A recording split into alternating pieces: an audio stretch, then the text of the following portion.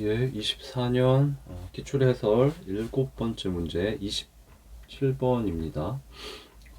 문제 질문 27번 질문 보시면 동물 세포의 핵에 있는 유전자가 발현되어 단백질을 합성하는 과정에 관한 설명으로 옳은 것은 유전자가 발현돼서 단백질을 합성하는 건 DNA 유전자의 전사 RNA가 생성이 되죠.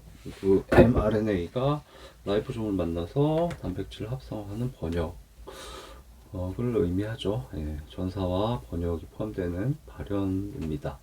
동물세포의 핵이라고 표현이 되는데 여기서는 발현은 원핵세포의 발현과 진핵세포의 발현으로 구분해서 공부를 하시죠. 원핵세포의 발현 조절과 진핵세포의 발현 조절로도 구분을 하죠. 동물세포라고 표현되어 있지만 이제 진핵세포를 의미하는 거죠.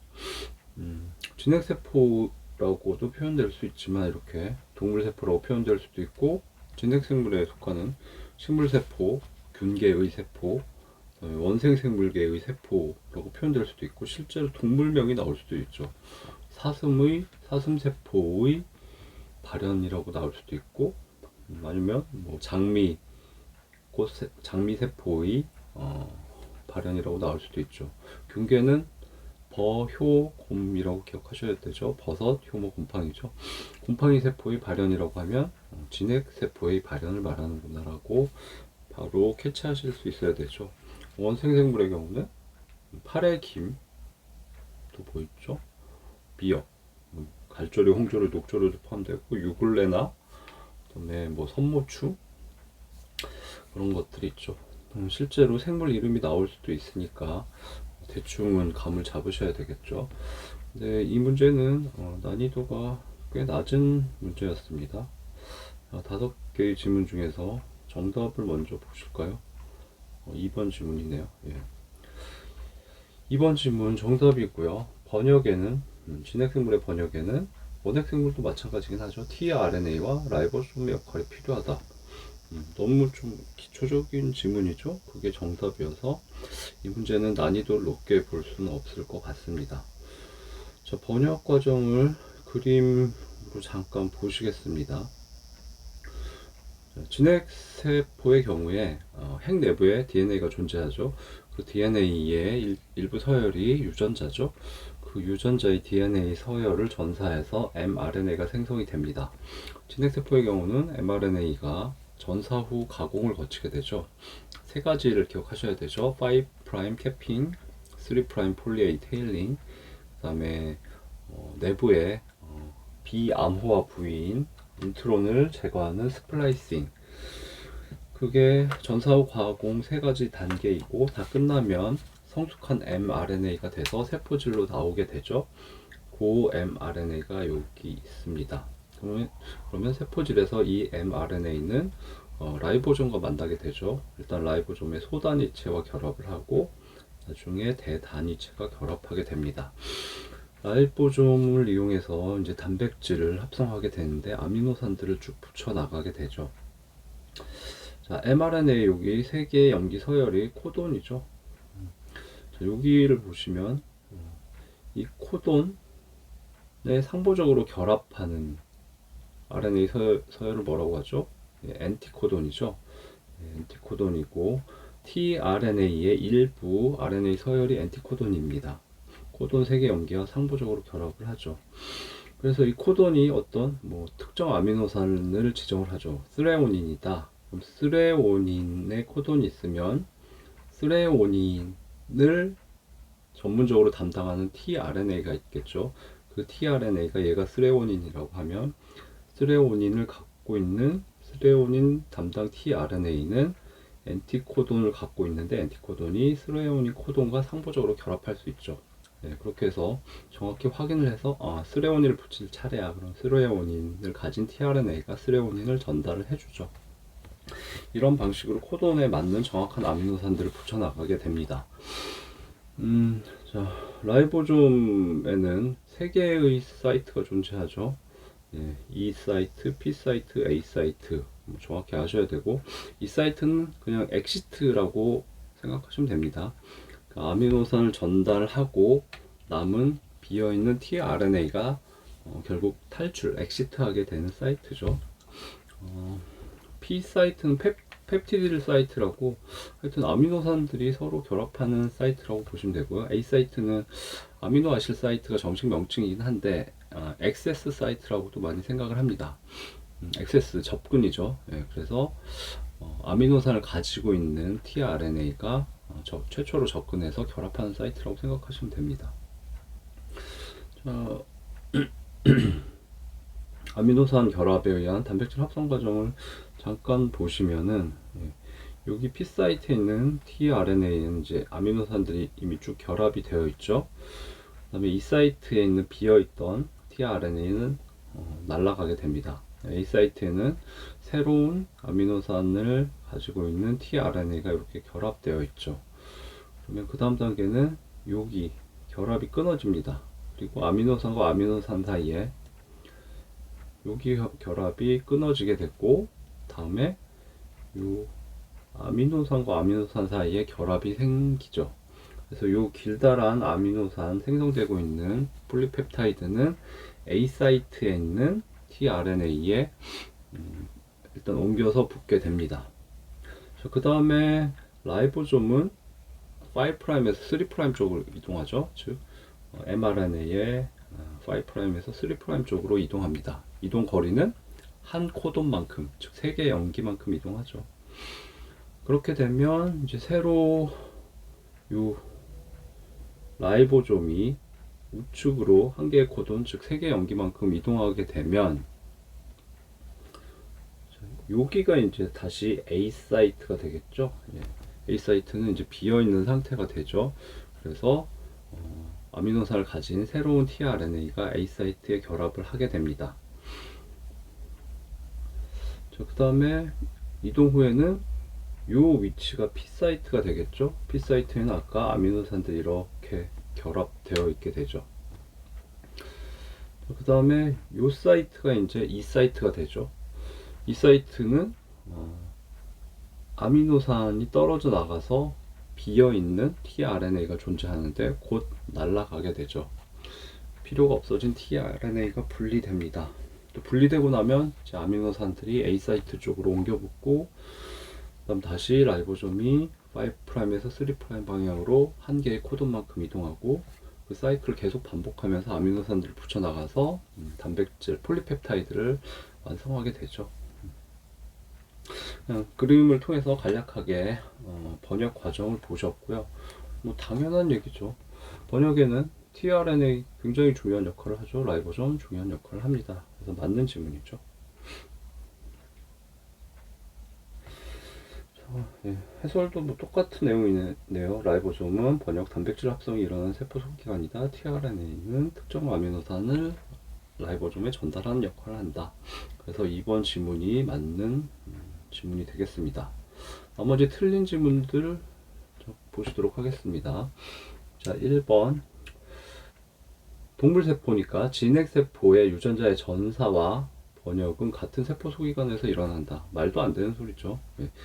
진핵세포는 핵을 가지고 있죠. 그래서 핵 내부와 세포질이 서로 다른 공간입니다. 핵 내부에 중요한 유전 물질인 DNA가 있죠. DNA는 핵 바깥으로 거의 나가지 않습니다. DNA는 중요한 물질이기 때문에 좀 위험한 세포질로 나갔다가 손상될 수도 있기 때문에 핵 바깥으로 거의 이동하지 않고, DNA가 핵 바깥으로 이동하는 건 세포 분열 정도죠. 예외적인 경우죠. DNA는 항상 핵 내부에 안전하게 보호가 되고 있고, 그 다음에 번역에 필요한 라이보솜은 단백질 합성을 하는 세포 소기관이지만 사실 세포 입장에서는 단백질을 만드는 그냥 작은 허접한 로봇 정도죠. 걔를 핵 내부로 잘 일반적으로 들여보내지 않습니다. 그래서 라이보솜은 항상 세포 질에 존재하죠.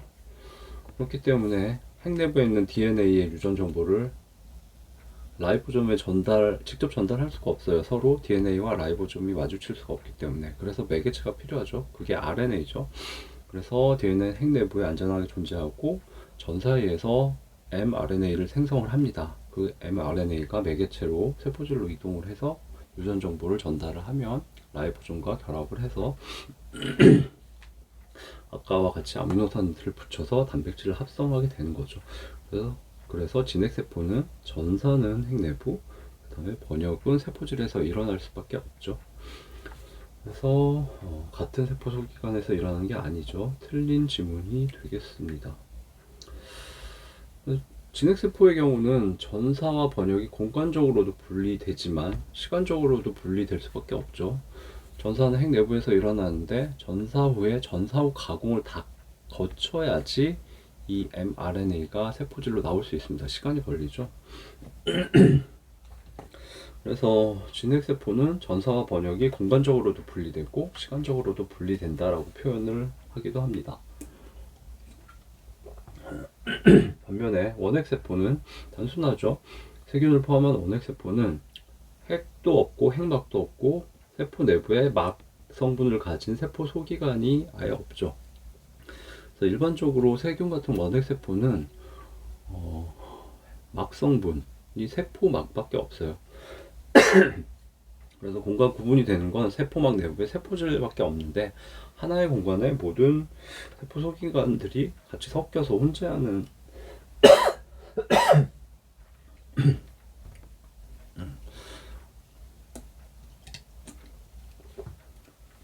죄송합니다. 목이 좀 아프네요. 세포 소기관들이 혼재하는 형태입니다. 공간 구분 개념이 아예 없죠. 그러니까 거기에 DNA도 존재하고 세포질에 DNA도 존재하고 라이보솜도 존재하니까 거기서 전사도 하고 번역도 하고 그래서 모두 세포질에서 이루어지죠. 틀린 지문이고 좀 어려운 지문은 아니었죠. 자, 3번. 자, 진핵세포인 동물세포의 전사는 세포질에서 일어난다. 말도 안 되는 소리죠. 예.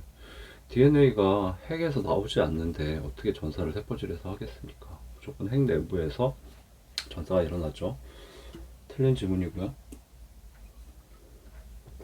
자, 4번 질문은 이제 정답 질문은 아니지만 개인적으로는 굉장히 좋은 부분을 지문화했다고 생각을 합니다. 자, 진핵세포에서 엑손 부위는 전사되지만 인트론 부위는 전사되지 않는다. 이 부분이 교재에서 그렇게 강조가 되진 않아요. 헷갈릴 수 있는 부분인데 좀 허를 찌른 지문을 만드신 것 같아요. 그래서 주의해야 되고 이 부분이 좀 헷갈리시는 분들도 있을 것 같아요. 자, 내용을 보시면 자, 진핵생물의 진핵세포에 핵 내부에 DNA가 존재하죠. 이렇게 그림을 그렸는데 DNA에서 유전자는 이 DNA 서열 중에 일부죠. 자, 여기서부터 여기까지 이렇게 유전자라고 하죠. 그러면 진핵세포의 유전자에는 암호화 부위만 있는 게 아니죠. 예, 암호화 부위인 엑손도 존재하고 그 다음에 비암호화 부위인 인트론도 존재합니다. 엑손은 expressed region의 약자죠. 그 expressed 발현되는 단백질로 발현되는 부위라는 뜻이고 인트론은 intragenic region의 약자죠. 그냥 유전자 내부에 있는 부위인데 낑겨 있는 비암호화 부위라는 뜻이죠. 자, 그래서 DNA 서열에는 엑손, 인트론, 엑손, 인트론, 엑손, 인트론 이렇게 혼재되어 있죠. 그 부분이 여기 이제 전사를 통해서 mRNA가 생성이 됐습니다. 전사를 통해서 간 나온 mRNA는 프리컬서 mRNA, PRE가 프리컬서예요. 전구체 mRNA 또는 mRNA 전구체라고도 하고 또 프라이머리 mRNA, 1차 mRNA라는 1차 RNA라는 표현을 쓰기도 합니다. 생물학적으로 좀 정확한 개념은 다르긴 한데 변시 1차 생물에서 그걸 구분하실 필요는 없을 것 같고 그래서 전구체 mRNA 또는 1차 RNA 그 다음에 미성숙 mRNA라는 용어를 써요. 자, 얘의 경우 보시면 UTR이 그림에 나와 있는데 지문하고 상관은 없으니까 다른 문제에서 공부하시면 될 것 같고요. RNA에 엑손이 1번, 2번, 3번, 4번 존재하죠. 사이사이에 인트론이 1, 2, 3번이 존재합니다. 이 얘기는 DNA에도 엑손 1, 2, 3, 4가 있고 사이사이에 인트론 1, 2, 3가 있었다는 뜻이죠. 예, 그게 그대로 전사가 됩니다. 그렇기 때문에 4번 질문 틀리죠. 진핵세포의 경우 엑손 부위는 전사되지만 인트론 부위는 전사되지 않는다. 인트론 부위도 전사됩니다. 그래서 틀린 질문이죠.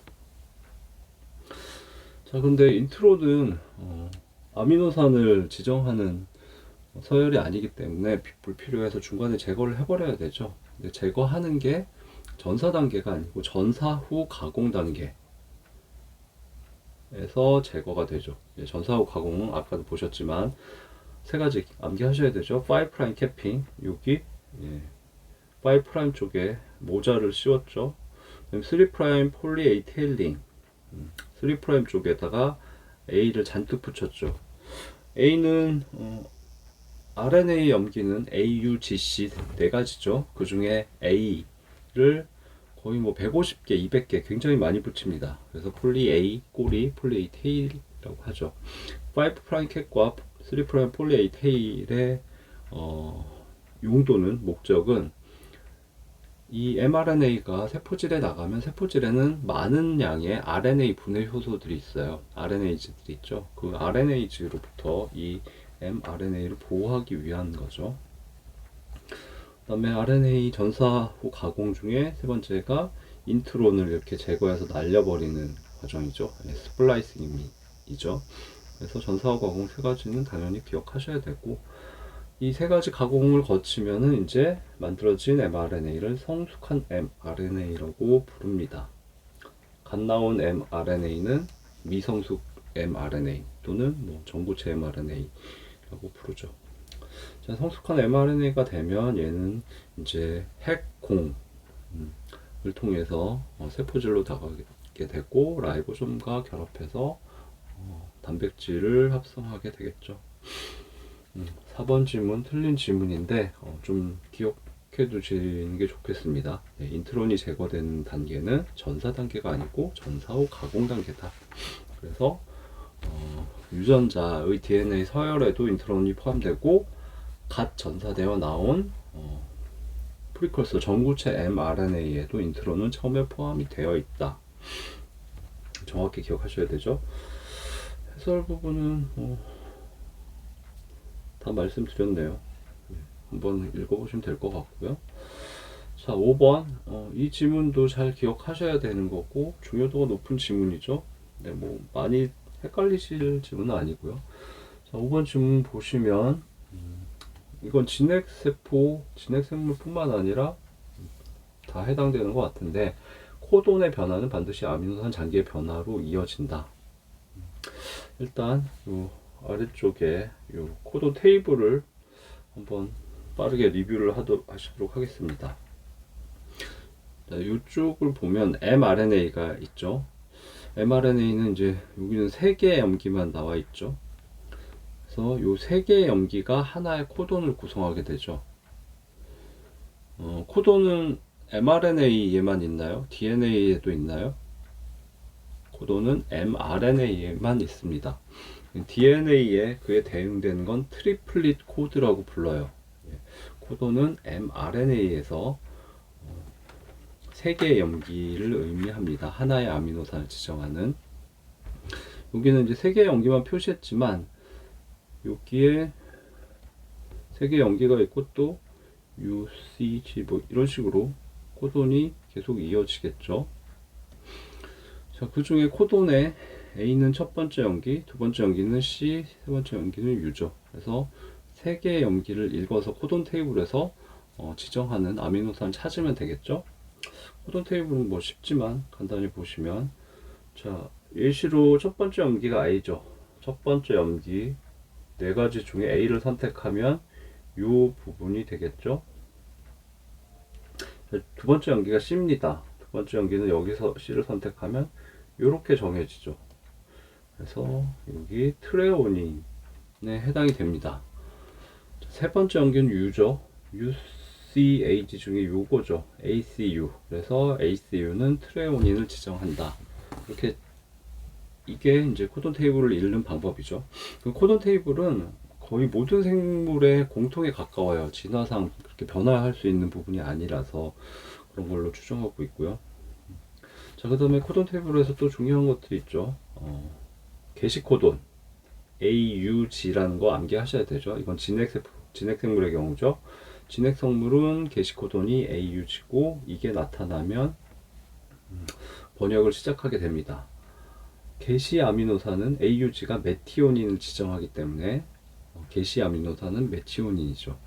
즉 진핵생물은 단백질이 합성되면 처음 붙는 아미노산은 무조건 메사이오닌, 메티오닌이다. 까지 기억하셔야 되겠죠.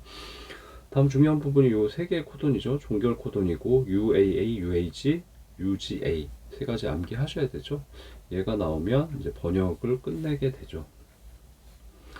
자, 그 다음 코돈 테이블에서 중요한 부분은 아까 보셨듯이 스레오닌의 경우도 4개의 코돈이 하나의 아미노산인 스레오닌을 지정하게 되죠. 아니면 뭐 여기 세린 보시면 2개의 코돈이 세린을 지정하게 되죠. 자, 그 이유는 당연하죠.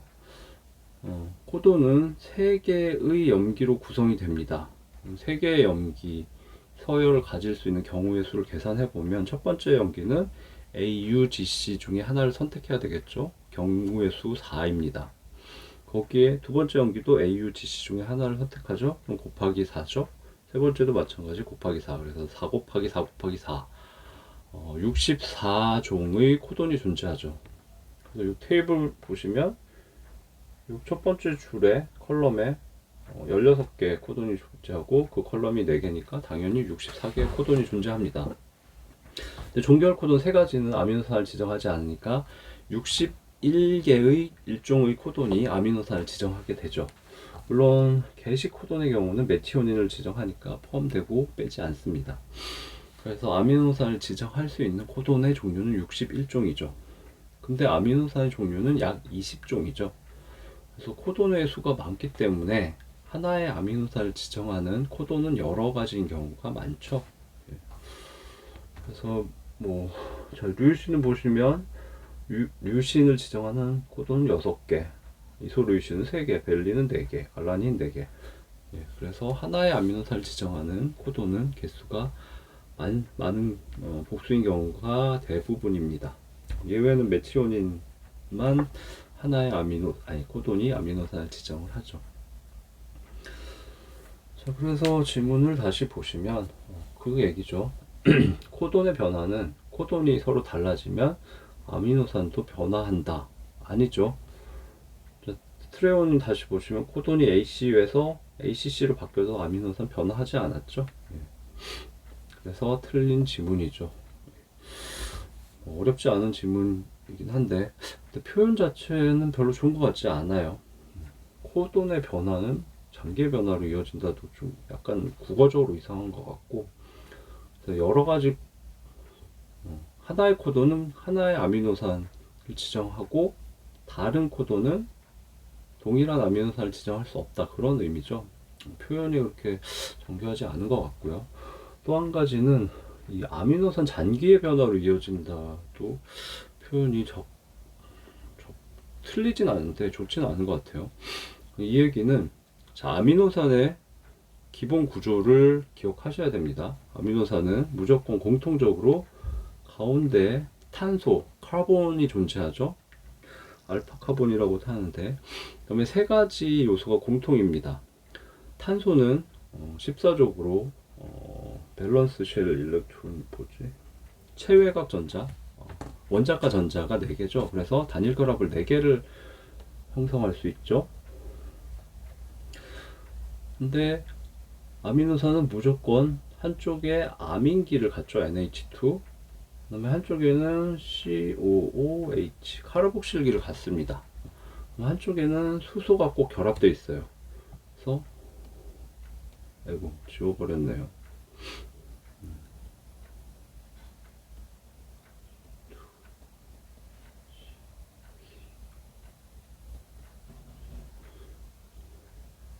자, 이 부분은 모든 아미노산에서 공통 부분이죠. 그 다음에 이쪽에 붙는 거는 아미노산마다 다르죠. 그래서 이 부분을 잔기 레지듀라고 부르기도 하고 사이드 체인이라고 부르기도 하죠.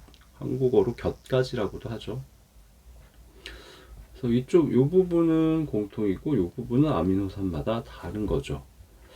근데 얘를 레지듀 장기라고 부르는데 잔기는 레지듀는 남는 부위라는 의미죠. 그래서 잔기는 잔존하는, 남는 작용기라는 뜻이에요. 그래서 왜 남는 작용기라고 표현했는지 잘 모르겠는데 그냥 추정해 보자면 공통 부분을 제외한 나머지 작용기란 뜻인 것 같습니다. 뭐 맞든 틀리든 중요하진 않고요. 자, 그래서 이 지문을 다시 보시면 코돈의 변화는 코돈이 다르면 아미노산이 변하는데 아미노산이 변하면 아미노산 잔기도 달라지죠. 그래서 내용상으로 맞는 표현이긴 합니다. 표현이 아름답진 않지만 그래서 코돈이 다르면 아미노산은 무조건 달라진다라는 뜻으로 받아들이면 될 것 같고요. 실제로 그렇지 않죠. 코돈 여러 개가 한 개의 아미노산을 지정하는 경우가 많다를 아시면 되겠습니다. 자, 해설 보시면 뭐 다 말씀드린 것 같네요.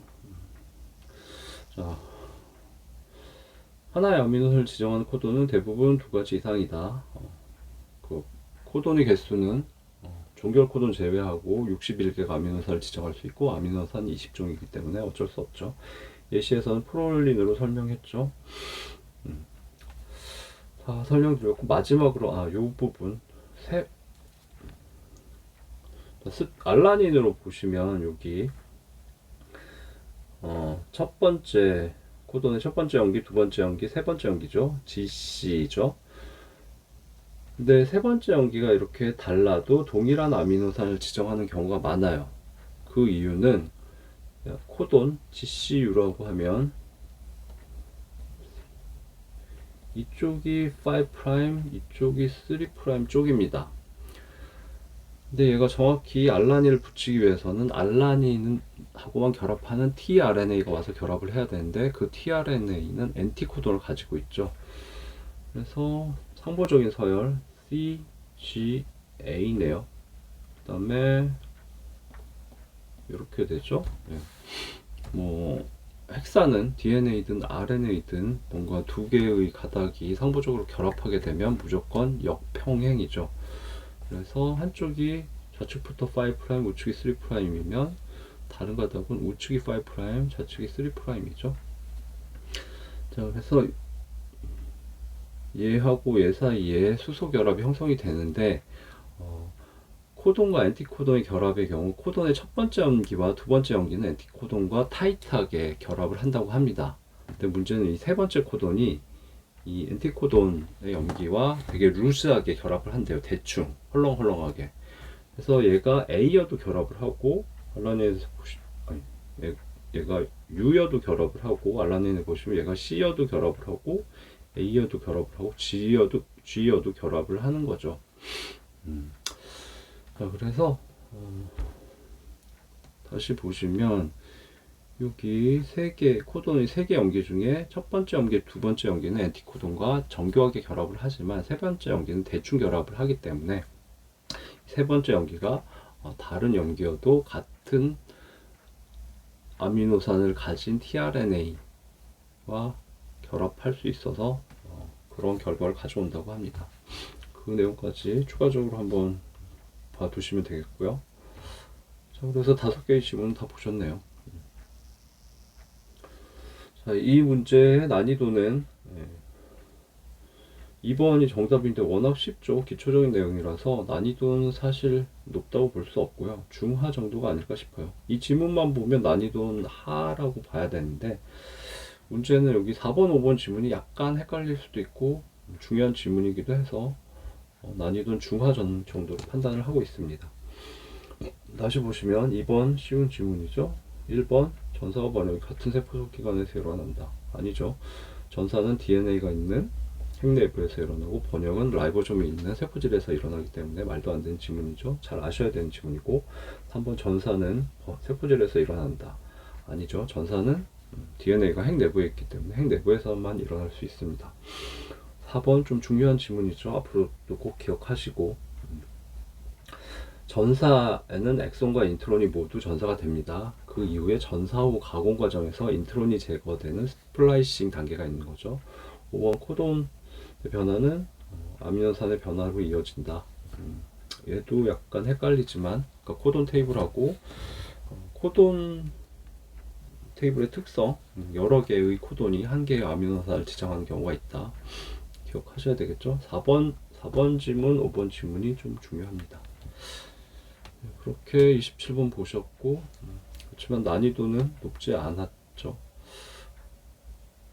자료 중심으로, 물론 뭐 진핵생물과 원핵생물의 발현과 발현 조절은 기본서에서 잘 공부하셔야 되고, 지문 관련해서는 자료 이용해서 잘 보시기 바라겠습니다.